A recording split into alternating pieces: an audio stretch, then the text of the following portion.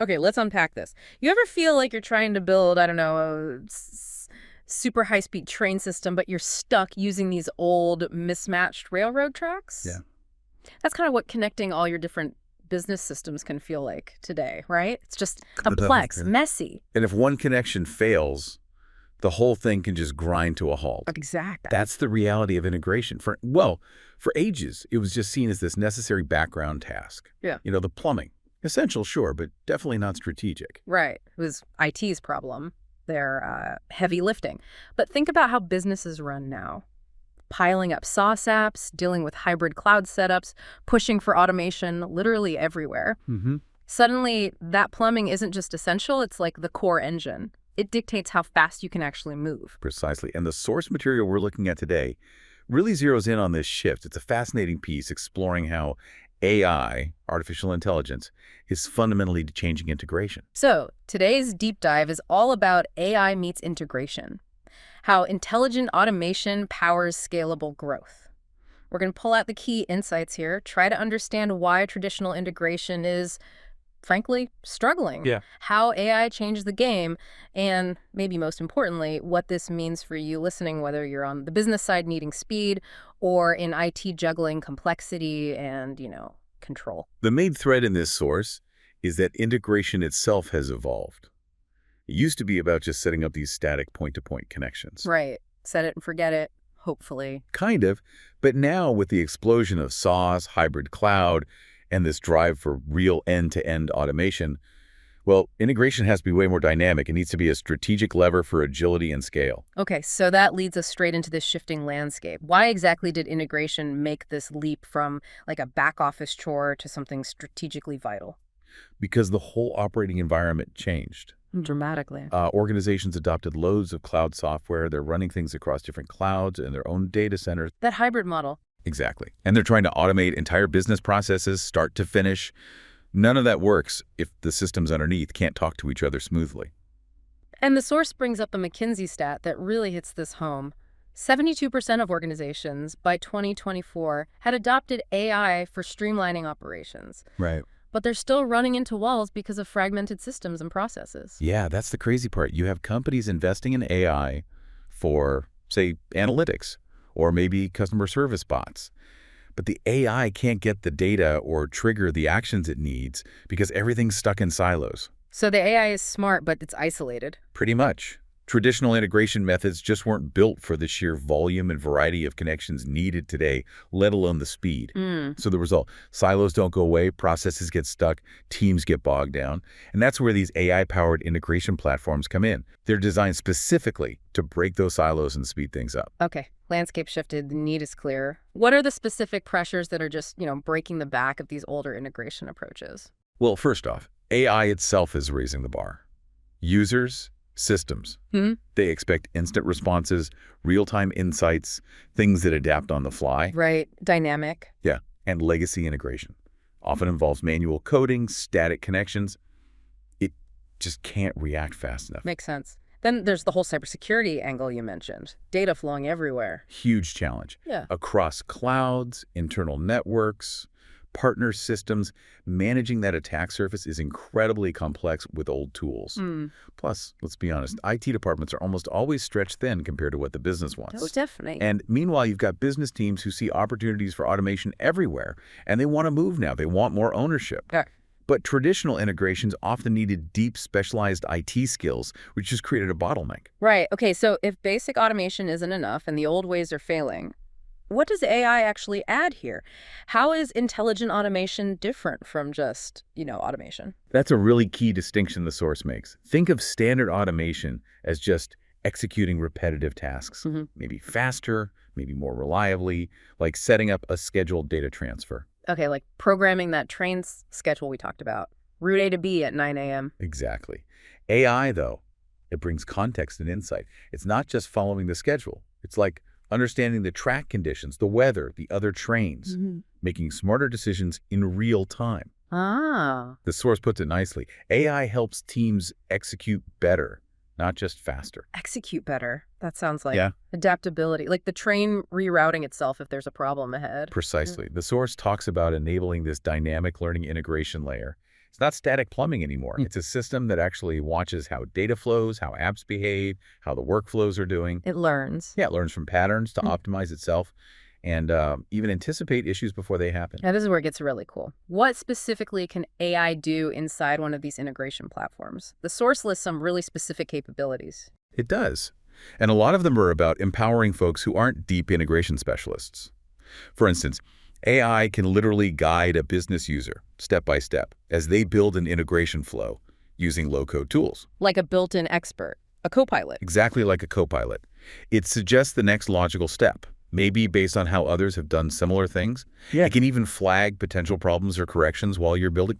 Hey, looks like you missed a required field here. Wow, okay. And what about connecting systems? That mapping part is always tricky. Right, so the AI can recommend data mappings. It looks at the source and target systems and says, okay, usually order ID here, maps to sales order number there. Saves a ton of guesswork. That alone would be huge. I have spent hours staring at spreadsheets trying to figure that out. Haven't we all? But it goes beyond just the design phase. AI constantly monitors the workflows while they're running. Okay, so it watches them in action. Yep, it looks for optimization opportunities. Maybe a process always hangs up at a certain step. It learns from how systems normally behave so it can actually anticipate potential disruptions. Anticipate, like predict a failure before it takes down the integration. That's the idea. Seeing the warning signs, unusual data volume, slow response times, and flagging anomalies before they become critical failures. Okay, that shifts IT from constantly firefighting to being more proactive. Totally. It's a big shift. And these capabilities, taken together, they really redefine how integration gets done. It moves away from these static, expert-only processes to something way more intelligent, resilient, and accessible. Which sounds like it changes who can do integration too. And that leads to another key point in the source, collaboration. Integration can't just be an IT thing or a business thing anymore. They have to work together. That's really the linchpin, an AI-enabled platform that's designed for different roles.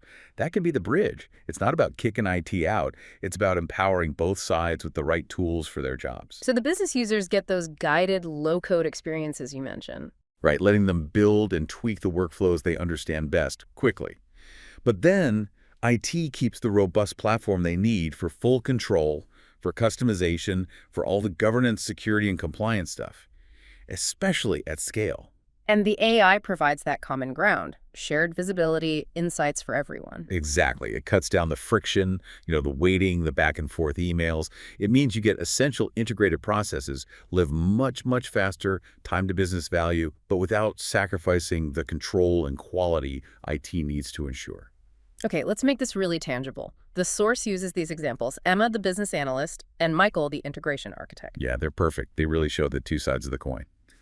So Emma, her problem is super common. Streamline order to invoice. It touches their e-commerce site, the main ERP, the finance system. And the old way is, Yeah, we know the story. Submit a detailed IT ticket, wait in line, analyst meetings trying to explain which field goes where. Weeks, maybe months later, if you're lucky. Painful. Okay, the new way with an AI-assisted platform. Totally different. Emma logs in. She picks the app she needs using pre-built connectors, and bam, an AI assistant pops up ready to help. Like Clippy, but actually useful. Yeah, hopefully. Much more useful. It guides her. Okay, you've connected e-commerce. Usually the next step is the ERP. Need help finding that connector. Wow. And as she's dragging and dropping, building the flow visually, the AI is right there, suggesting those data mappings. Customer name here probably goes to billing contact there, pointing out if she forgets a step or needs a business rule. And she can set up rules visually too. Yep, simple interface. And here's a cool part. Before going live, she can ask the AI assistant, hey, can you generate some realistic test data based on this flow and check if it works? Whoa, built-in testing. Right. So the result is Emma can launch a working integration connecting 3 critical systems in maybe a few hours, not weeks. IT knows about it, they can see it, but they were at the bottleneck. Emma just solves her own problem. That's a fundamental change in agility for the business side. Okay, now Michael, the architect. His world is different. Scale, security, reliability across this huge, complex landscape. How does AI help him? Right. Michael's dealing with potentially hundreds, thousands of APIs. He needs to ensure performance, security, compliance across maybe multiple clouds and on-prem systems. For him, speed is good, but reliability and governance are paramount. Though he's managing the overall forest, not just individual trees. Exactly. And AI helps him by surfacing the important stuff and automating the grunt work. He can review flows built by people like Emma, apply more advanced logic or security policies only where needed, rather than manually auditing every single connection. So he provides the expert oversight, maybe builds the really complex reusable pieces. Precisely. He can use the AI assistant to quickly build reusable templates or components that enforce company standards. That makes it easier for everyone to build integrations the right way. And troubleshooting. If there's a complex flow, maybe with custom code, the AI can analyze it and say, hey, this bit of JavaScript looks inefficient, or this is where errors keep happening. Yeah. It helps them find that needle in the haystack much faster. Saves him digging through code line by line. You bet. And the intelligent monitoring we talked about. That means the AI is constantly watching, flagging real anomalies, filtering out the background noise. Michael focuses less on reactive fixes and more on strategic architecture, high-value engineering. So looking at Emma and Michael together, you get the speed and autonomy for the business. Yeah. Combined with the control, the governance, the resilience for IT, all enabled by AI acting as that bridge. It's a really powerful combination. And the source argues the real impact isn't just, shaving off some time here and there. It unlocks major strategic benefits. Like that dramatically reduced time to integration you mentioned, month to days or hours, that changes how fast you can innovate, right? Bring on new partners, launch new services. Totally. And it boosts business agility, market shifts, new regulation, priorities change. You can adapt your core processes way faster because modifying the connections isn't this massive project anymore. Plus, it frees up those valuable IT experts. They can shift from being buried in integration tickets to focusing on architecture, strategy, real innovation. And don't forget process quality. The source mentions this too. AI guiding the design, suggesting fixes, monitoring. It leads to fewer errors, smarter validation, continuous tuning. Right. And finally, that collaboration piece. A shared platform, a common language. It actually helps business and IT work together instead of, pointing fingers. It really changes the dynamic. It's not just about efficiency. It's about giving teams the bandwidth to focus on what really matters, respond faster, work smarter, especially in today's complex world. So for organizations listening, thinking about their own connection headaches, what's the takeaway? How should they prepare for this? Well, the source is pretty clear. The forward-thinking companies are already rethinking their integration strategy. And crucially, just trying to bolt some AI onto your old, clunky legacy architecture, that's probably not going to cut it. You need a modern foundation. Exactly. A platform designed for intelligence for this kind of dynamic operation. So if you're evaluating platforms, what are the non-negotiables based on this source? Okay, first, look for embedded AI, meaning intelligence isn't just one feature. It's woven into design, monitoring, execution. Every layer, not an afterthought. Right. AI in the platform, not just on it. Precisely. Second, you need strong support for both low-code and pro-code. Empower the business users like Emma, but give IT like Michael the full power and flexibility they need. And that flexibility has to cover hybrid environments too. Absolutely. So a modular cloud-native architecture is key for scalability, for deploying across clouds and on-prem. And finally, you need live, actionable insights, real-time data, AI recommendations that help you adjust and optimize on the fly. Okay, so wrapping this all up, AI isn't coming for the integration team's jobs. No, not at all. It's here to augment them, to change the nature of the work by handling the tedious stuff, finding the critical insights, guiding users. AI elevates integration. It takes it from being that technical bottleneck To being a real strategic advantage, something that actually drives growth and agility. And maybe the biggest win. It creates that common ground where business and IT can finally collaborate effectively, using tools designed for both, working towards the same goals, faster, smarter connections. Ultimately, as the source lays out, modern integration, AI-powered integration. It's not just about connecting system A to system B anymore. No. It's about creating the fundamental conditions for growth.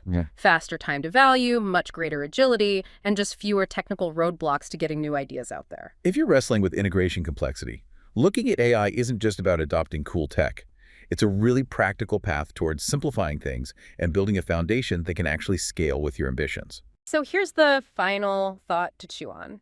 If AI-driven integration really does unlock this kind of agility and it frees up your smartest IT folks, what truly new possibilities for innovation does that open up for your organization? Something to think about as you look at how your own systems talk to each other.